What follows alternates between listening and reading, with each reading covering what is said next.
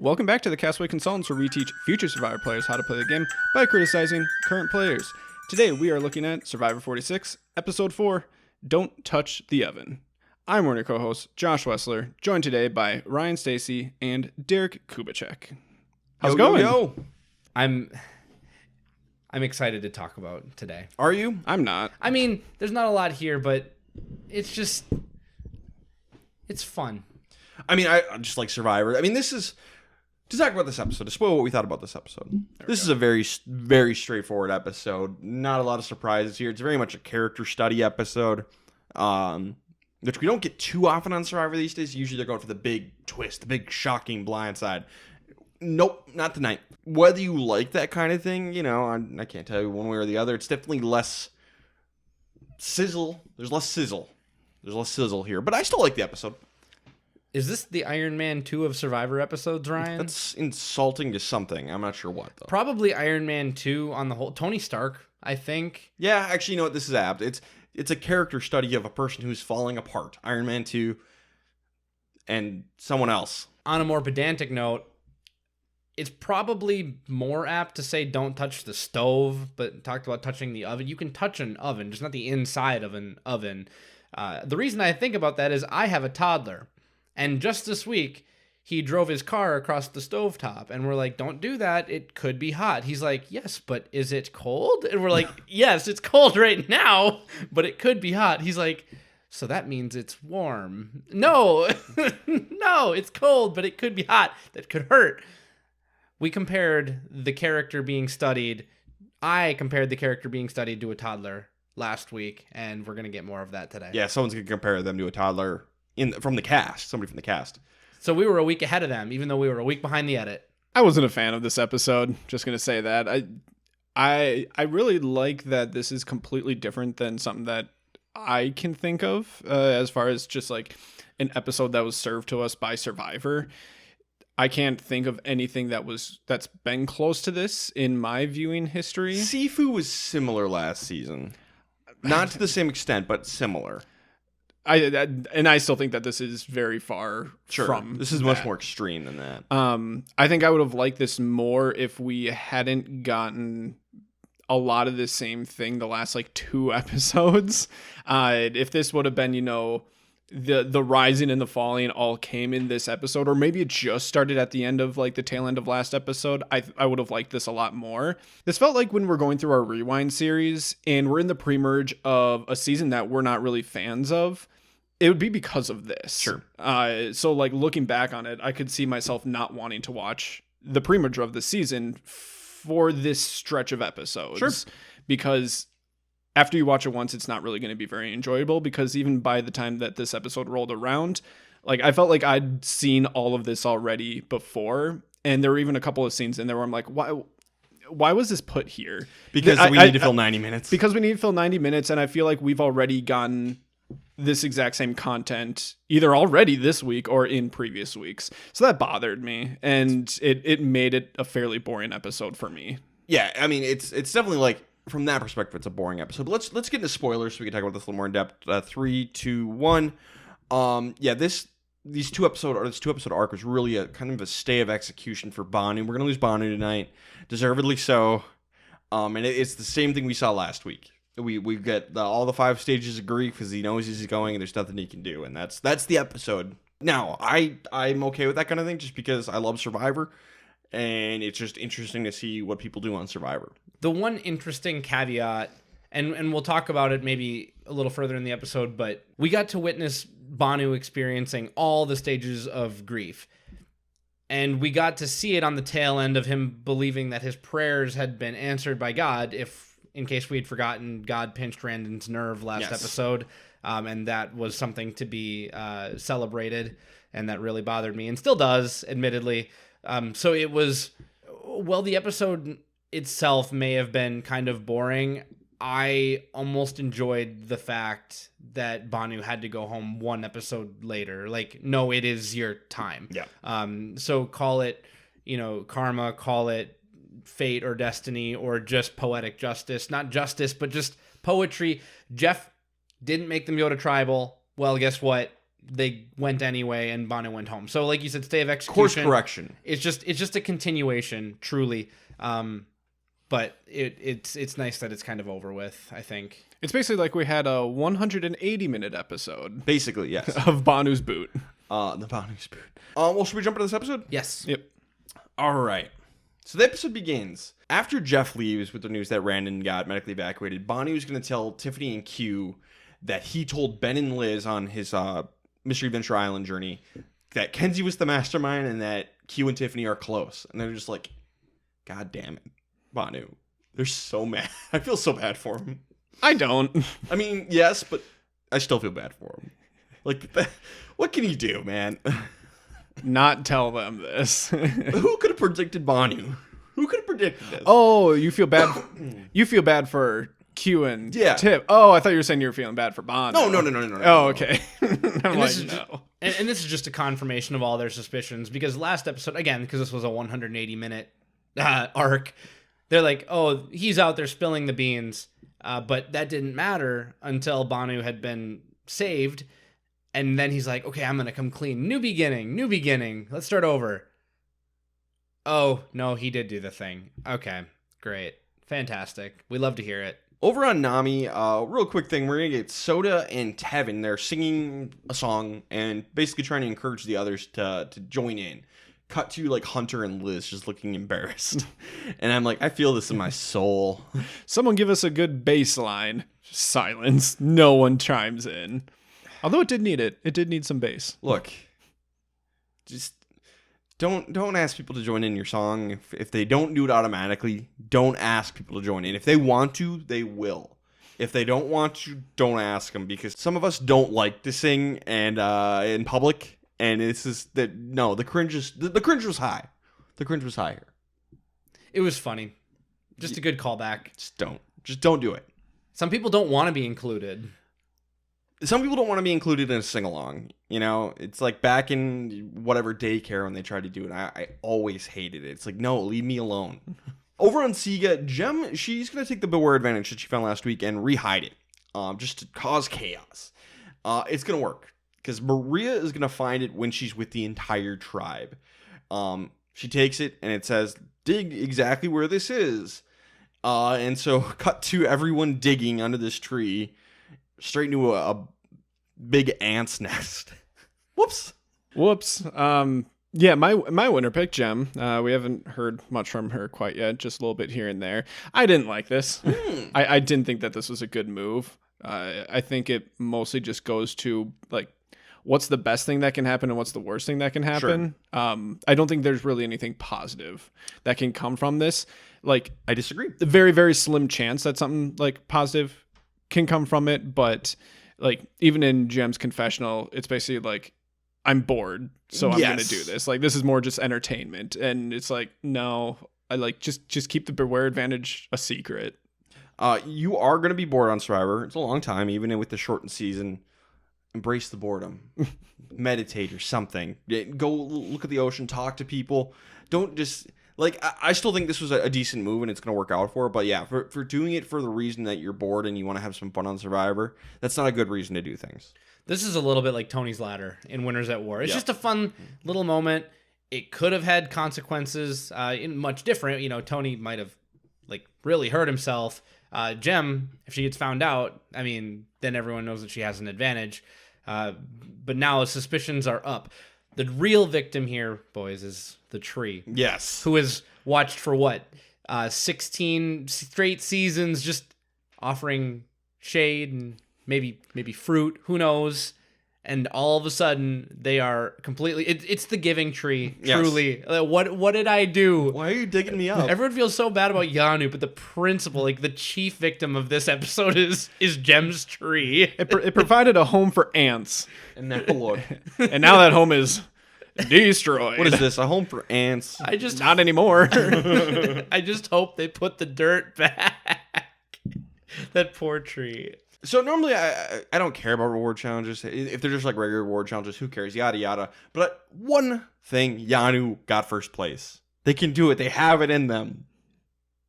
It's not going to happen again, but... You know, they don't have much, but they have that. They got one win. And they still don't get their flint. They still don't get their flint. They get tarp. I feel like they should have gotten their flint tools. with it. Yeah, honestly, I'd be okay with if we did that. Like, if you win first, if you get last place in the reward challenge, you lose your flint.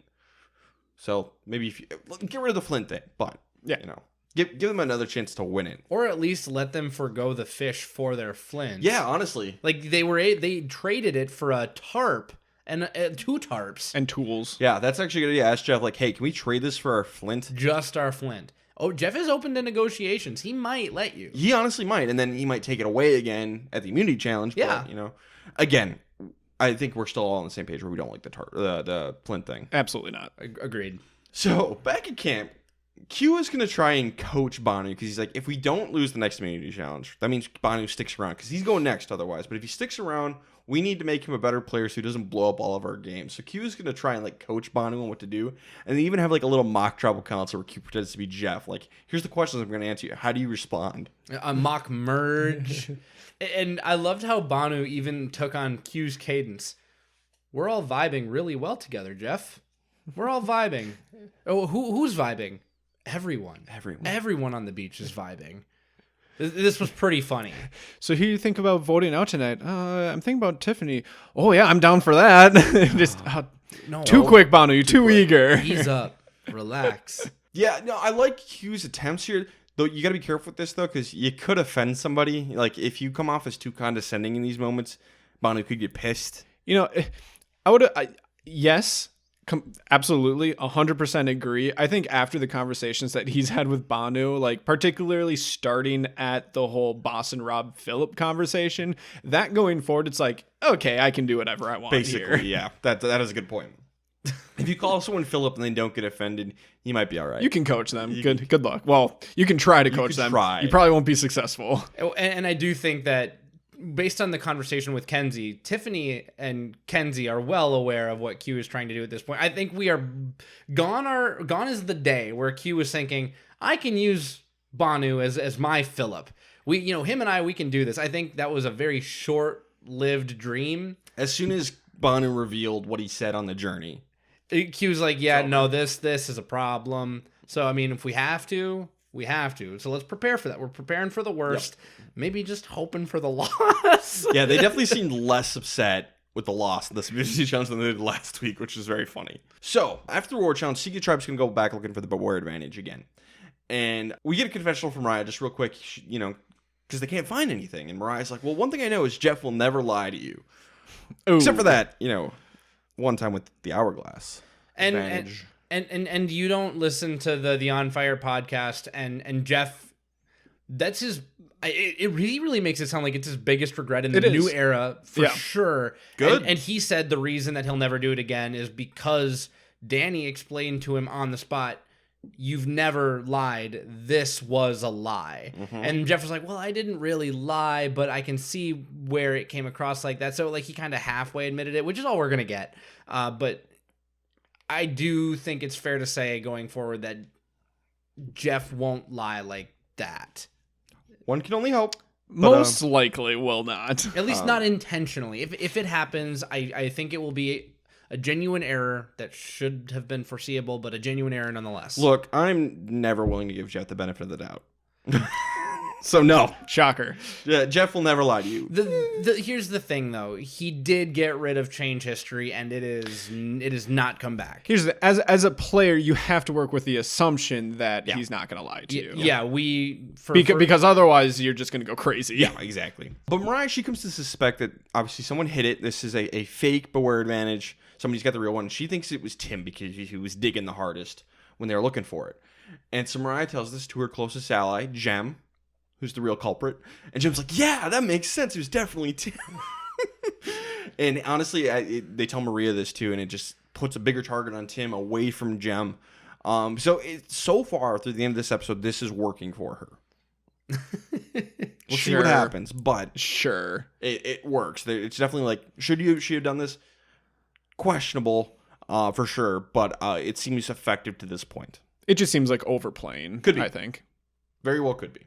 Over on Yanu, Banu gets pissed at Kenzie for like snapping at him. He wants more help, and she's like, I just want to relax for a little bit. Snaps him a little bit. She ends up apologizing to him, and it's fine. But yeah, it's just Bonnie's just melting down, man. See, the game within the game within the game. Well, this is Survivorception here. Q takes Banu out to train him how to play Survivor. Comes back to the group where you're still playing Survivor. Banu says, hey, Kenzie, do you want to come play a game within the game within the game with me right now? And she's like, no, Banu, I just want to play the game right now. And you're still playing it wrong. You need more practice. Go talk to a tree. I don't want to deal with this. Derek is overselling it. I don't think that I am. You are overselling because it. Banu has gone to all three of them Yes. on camera over multiple days saying, please help me. Please teach me. Please do this for me. Please do that for me. I do feel genuinely bad for the guy, but I'm on Team Kenzie. I think that this... I don't think this was an overreaction. I also don't think I'm overselling this. You're definitely overselling it, but you're not, wrong. You're exaggerating what Kenzie said. Yeah. Yes. Well, exactly what she said is, can I just, lay here and enjoy our win for 5 minutes? Yeah. And then Banu spiraled. Yeah, because that's not even, to me, I thought that Banu overreacted because I didn't think that this was a snapping. I thought, if I was Banu, I'd be like, oh, yeah, for sure. I wouldn't have thought it was a snap either, but Banu says it was a snap and Kenzie said it was a snap. So I'm like, okay, I guess this was a snap. Right. I guess. Over on Nami, Soda checks in with everyone, which is what you want to do on Survivor. You just want to check in with everyone. But apparently she's doing it too much and too obviously, where both Tevin and Hunter are both like, she's playing too hard. We should get rid of her next. And they even reach out to Liz like, hey, what if we got rid of Soda next? And Liz is on board too. So Soda might be overplaying too hard. Being a little too transparent, I would say, with trying to make all these social connections. I'm ready for this final 3. It's going to be good. And notably, Hunter mentions that he would absolutely be okay with Soda going because he wants to be the one that's closest to Tevin. And right now, Soda's getting to be really close to be that person instead of him. And we keep running into these triangles in the last 2 seasons where one person on the tribe has 2 people where they're the number one and then they have this choice to make. I'm worried for Tevin's long-term health in the game if he's planning on taking out someone who considers him a number one. Even if Soda's overplaying her hand a little bit, that's something that you can use to your advantage short term, especially if you don't know how the lines are going to break come time to vote. Because Soda, if she is in well enough with Venus, that can protect you and maybe get deflected to Hunter if something goes awry or amiss. So the fact that Tevin is targeting Soda here, I think that's the sign of poor game acumen this early. It's, because just to reference what you're talking about, Derek, with these last 2 seasons, we actually talked a couple of weeks ago about Tiffany being in this position, and she is still balancing this very well with Q and Kenzie. Yes. D last season, she balanced it really well with Austin and Mama. Julie. And this one is... It could be the same thing, but it doesn't look like it's going to be because they're moving too quickly on it. And someone like Hunter is completely backing it up as well. He has no interest in being a threesome there, whereas those other 2 that I mentioned were completely fine with it. I think this is a case of a tribe that hasn't gone to tribal council yet getting a little stir crazy. Yeah, this is Luvu from 41 with Erica, where everyone on the tribe was just like, when do we get to play? Yep. When do we get to play? We're ready to play. It almost got Erica voted out. Yep. You know what I mean? So, and all they get is a random medevac. So all this really proves is that, there still might be a winner on this tribe. It's just, you need to find a way to keep the peace and not be too antsy to do something just because you've had early success. Take the success and learn to move on. Otherwise, you're going to create the rifts and create the flips. Yep. Honestly, I don't meditate. That's not my jam. But that's something I think most people who want to be on Survivor should look into, or some sort of version of that. Find your own version of that. Just a way to calm yourself, because there are going to be boring stretches on Survivor. There are going to be times where you're not going to tribal council and you're going to be antsy. You want to play. It's a game. But sometimes you got to bide your time. And this is one of those times. So whatever helps you calm and relax yourself, just go sit by the beach. My wife, as a teacher, one thing that she does with her class, and you can think about a tribe as a class, and I've talked about this sometime in the past in the rewind, but it's a good time to bring it back up. the best person you can be on a tribe, if you wield it correctly, is what I would call a barometer child. My wife has barometer children in her classes where how this person goes is how the class goes. If they rile people up, then everyone gets riled up. If they're in a bad mood, everyone gets in a bad mood. If they are loud and boisterous, everyone's loud and boisterous. If you have a soda on your tribe who's a little bit too willing to go out and talk to everyone all the time, you have to somehow be a barometric check for her where it's like, hey, soda, you have to make your alliance more comfortable with you because right now we're starting to feel a little antsy. We don't want to. But you need to be able to do that in a way that it is a delicate balancing act where soda doesn't immediately flip to go with Liz. Right. It's a delicate act. I'm just saying. Honestly, I wouldn't say anything yet. I wouldn't necessarily either. But it's just if you are the barometer person on your tribe, you can bring the sodas down, you can bring the Venuses up, and you can keep level-headed long enough to do some real damage and go deep in the game. Immunity challenge. Hunter's going to win it for Nami in a huge comeback because he's Hunter and he's incredible at these challenges. Granny shot. 3 straight. And Siga is going to get second, and Yanu is going to lose, mostly because of Banu. Banu skips a section. Yeah, has to go back. He's really slow at swimming. Yeah. And then, amazingly, we get, as we're going to commercial break, we get Kenzie, Q, and Tiffany all saying, like, yeah, it's got to be Banu. And it's just like, this is hilarious. What's going to go wrong? But yeah, back at camp, Banu spies on the others, talking. Banu is going. So we're going to get a montage sequence of him going through the 5 stages of grief. He goes idol hunting. He melts down. He begs everyone for help.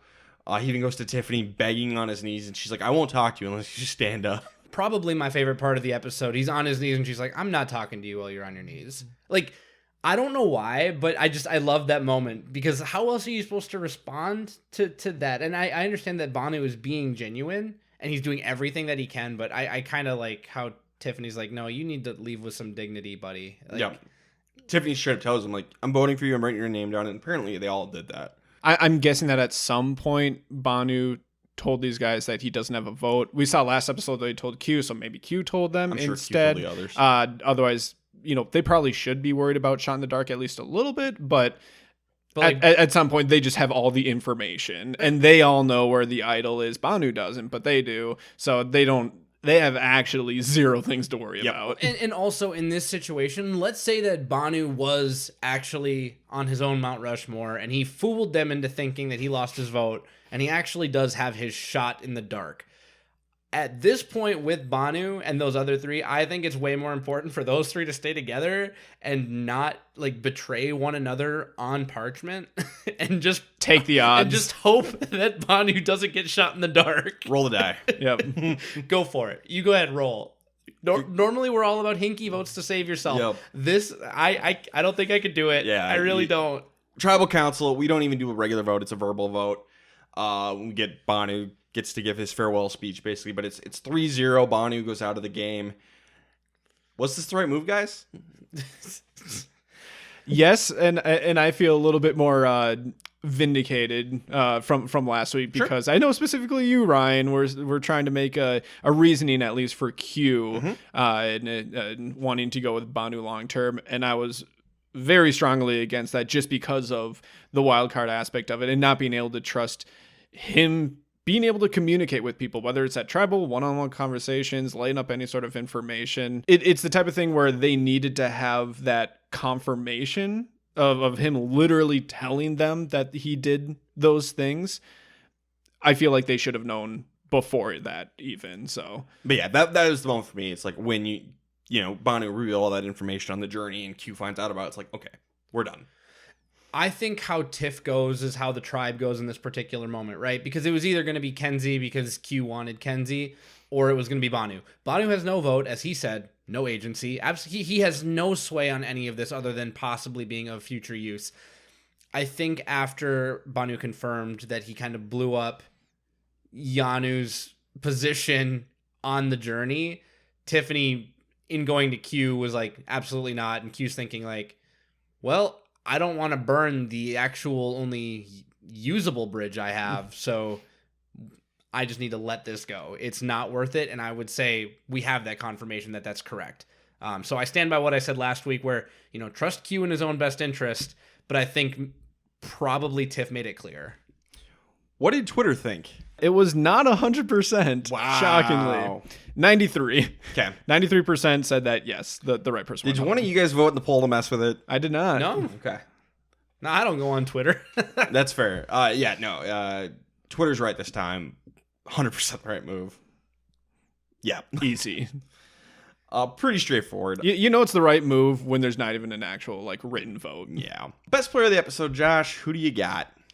I had Tevin here just because, honestly, there weren't a whole lot of positive moves in this episode, and his recognition of what's going on with Soda and her gameplay and being able to at least build out what looks like a nice little potential core 3 there to make a move on her when the time comes, I think is just a good way to set things up without rocking the boat too much. You don't want to get everyone going on this before you have to, but at least getting 2 other people on your side is a good move. I had Gem. Again, the setup for this was questionable for sure, but it paid off well. And Jen really leaning into putting the target on Tim's back is good for her. And there wasn't a whole lot in this episode to work with, so I have Gem. So I went with Hunter. 1, because he beasted the challenge, but 2, and more importantly, when Tevin comes to him and gives him the option to be his true one and only number 1, he jumped right on it. The only person on that tribe that getting rid of Soda doesn't truly hurt I guess there are 3. It's Liz, Venus, and Hunter. But Hunter was already in a strong alliance, and that only gives him a true number 1 that's 2 directions. So I like the fact that he just kind of like let Tevin do that to himself. You make a very good point, Derek. I like it.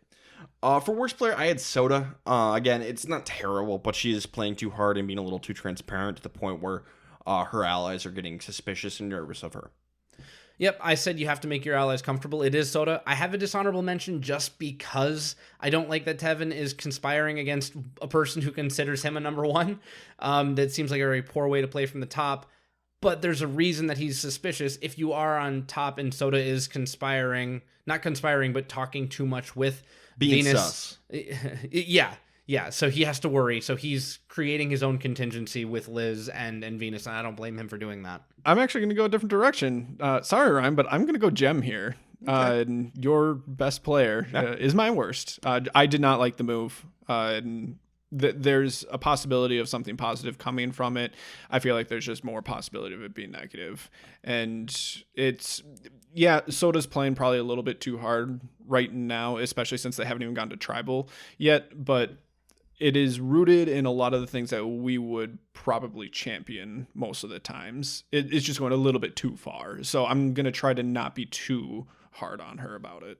And honestly, it's a result of the entire situation is more a result of Tevin's good play than her bad play. All right, let's get into who's going next. And now we got a really obvious one off the board, so maybe it'll mix things up a little bit. Derek, who is going next over on Nami? So on Nami, I didn't see enough to actually change this to Soda. I felt like we were filling 90 minutes. So I'm keeping it at Venus until I see otherwise. I don't know what it would take to convince me that someone other than Venus is going home first. Josh? I'm going to switch. I'm going to go over to Soda. Should it be? Probably not, but I think it will be. I think that, like you guys were saying, I think they're itching. I think they're itching to make some moves, especially someone like Tevin who came to play the game, and we already got kind of in confessional confirmation from some like Hunter that he's down for it as well. I agree with Josh. This was enough for me to flip onto Soda. Josh, take us over to Siga. Who's going next? I'm going to stick with my guy Tim. A couple episodes straight. It's really just going to come down to where the tribe flips, guys or girls. I'm just guessing it's him. Yeah, I'm sticking with Tim. The guy's getting buried in that tree with all the ants. Yeah, same reasons as last week, except now he has the additional baggage of possibly taking the fall for Jem's antics. All right. I'll take us over to Yanu, which is interesting now. Where's this going to break? So I think Banu might have switched things up with this tribe. With what he told to Ben and Liz about Q and Tiffany being close and Kenzie being the mastermind. I think Tiffany should use this opportunity to cut Q, stick with Kenzie. That way, going into a merge, Kenzie's the bigger threat than her, and people will be less wary of her because her obvious duo that people were talking about, Q, is gone. So I think Q's next. You know, I think that game-wise, you're correct, but I still think that Tiffany would want to keep around somebody she can very clearly beat, and I don't know that it's as obvious that she could beat Kenzie if Banu has already spoiled that Kenzie is the mastermind over on that tribe. So maybe it's better to come in with someone who you know is going to work with you, who people at least think even or below you in terms of gameplay. So I still think Kenzie goes next if they have to go back.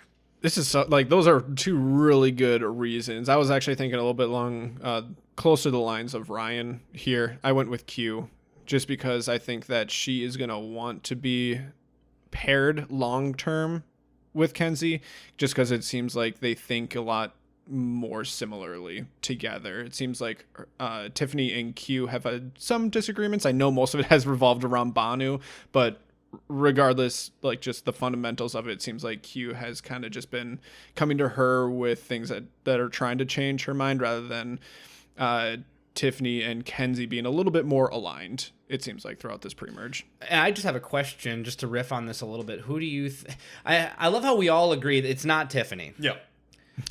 Who do you think Tiffany trusts more? Whoever she trusts more Q is who she should stick with, I think. Q, but I think she's scared that people will see them as a duo. So yeah, she'll cut them anyway. Right. And I don't think that's enough of a reason, but it's worth mentioning. These guys have been through a lot in 9 days. I think she trusts both of them pretty thoroughly. I don't think that this is like... I don't think either duo, whatever that ends up looking like, unless it's Kenzie and Q. No way. I don't think either duo is going to have a lack of trust. Okay. So let's get into who can't win. I know Derek and I both had Banu last time, so we have to switch it. Well, we'll see how this goes. Derek, who cannot win this game? I am super excited to bring Liz back onto Who Can't Win. I had a hard time bumping her out, but I mean, after what we got with Banu last week, and then up until the moment he got his torch snuffed this week, all of that confirmed that it was the right move. Liz could clearly beat Banu in a final two. Just based on temperament, I would say.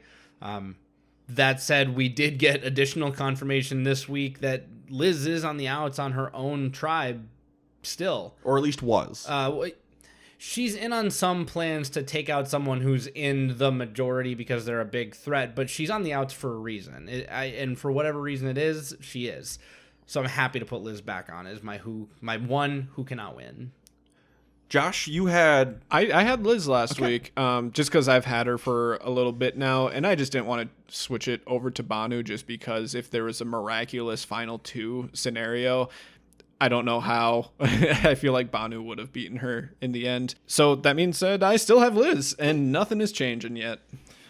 So I had Banu, so I have to switch.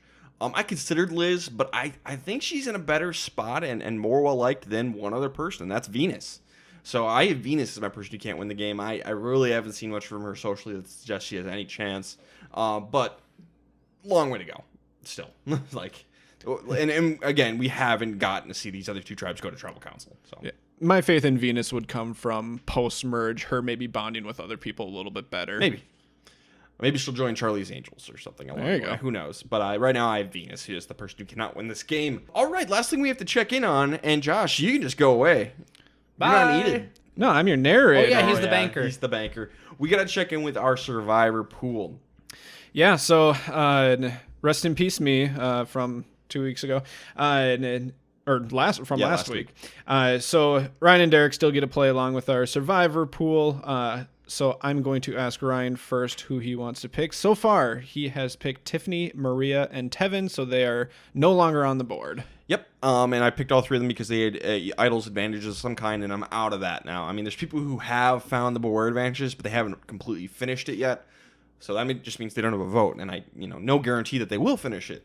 So I'm just looking at the person who I think is just the safest and based purely on social game, really, and that's Charlie.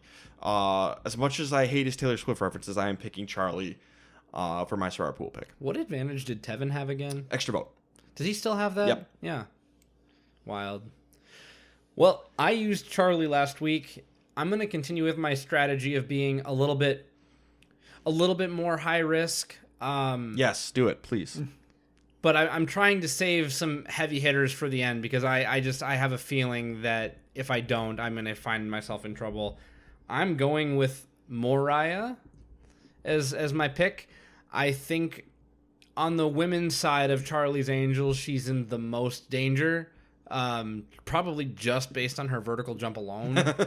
But I don't want to use... I already used Q. I don't want to use Tiff. I feel like Tiff can go far in this game.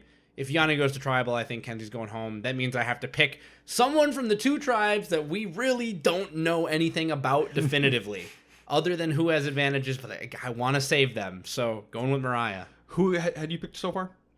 Derek's, the people off the board for Derek are Q, Liz, Charlie, and now Mariah. Okay. We'll see what happens. Yeah. I want you to make it through this week just because Mariah's my winner pick. So, but the week after that, you need to lose. All right, guys. Why don't we get into some social media? Yeah, you can follow us on Twitter, Instagram, and Threads at Castaway Pod. TikTok, YouTube is Castaway Consultants. Along with Facebook is Castaway Consultants. We post all of our videos there. We have a website, which is thecastawayconsultants.com. If you want to search some stuff on there, read Ryan's blog. It's super cool. And Spotify is also back, Derek. Yep, so I'll get those questions posted as quickly as I can after the episode pops up. And we did actually have someone recently who reached out on social media basically saying like I just found you guys and I wanted to make sure that I followed you guys, love the podcast, all that stuff. And actually mentioned that they were surprised that we weren't a little bit larger on social media. So absolutely go out there, follow those accounts wherever you're most active, and then send us some replies, DMs. We'll definitely answer stuff on the podcast. Definitely. And of course, as always, a great way to help us grow is to share the podcast with a friend. Anyone who likes Survivor, if you like it, they probably will too. Recruit. We love it. I do it. I've got my coworker. Shout out to Dylan if you're listening. I had a coworker listen to the podcast for the first time who had never seen Survivor. He listened to it last week, and I said you should watch Survivor tonight, and he said he'd consider it. So Dylan, if you watched the episode and you made it, you listen to the podcast, thank you. This is a weird episode, even as New Era Survivor is concerned. So don't let this be the litmus test. Yep. It's fun for us because it was a new flavor, but it's not a typical episode. It's not Survivor truly. Stick it out. Yeah, stick it out. So Dylan, shout out to you if you made it this far. If you didn't, you'll never know because I'm not going to tell you. And then, I want to shout out my blog for once because I never do that. If you want my undiluted opinions without Josh and Derek tarnishing them with their bad takes, I'm kidding, kind of. You can read my blog. It's basically a quick analysis of each player who was relevant in the episode and whether they played well or were terrible overall. That's all it is. All right, this has been the Castaway Consultants. Got nothing else for you. Good night.